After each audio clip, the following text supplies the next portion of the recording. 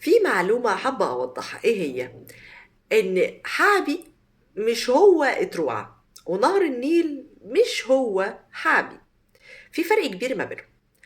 حابي هو القوة الكامنة في نهر النيل، اللي هو النتر بتاع نهر النيل، اسمه حابي مش حابي. حابي ده نطق الأجنبي لأن هو ما عندوش حرف العين، فبينطق حابي وهابي مع الوقت.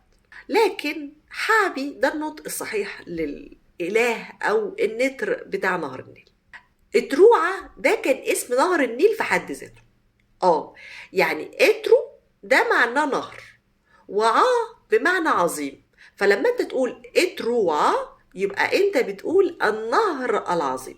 لكن لما انت تيجي تشوف نهر تاني في حتة تانية هتقول عليه ايه بالمصري القديم؟ هتقول عليه كلمة اترو.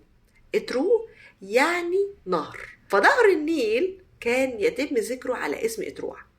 فالنهر حاجة وحابي حاجة تانية خالص، الاتنين مختلفين عشان تكونوا عارفين. فلما تيجوا تروحوا تزوروا نهر النيل ما تقولولوش ده حابي، ده اتروعة.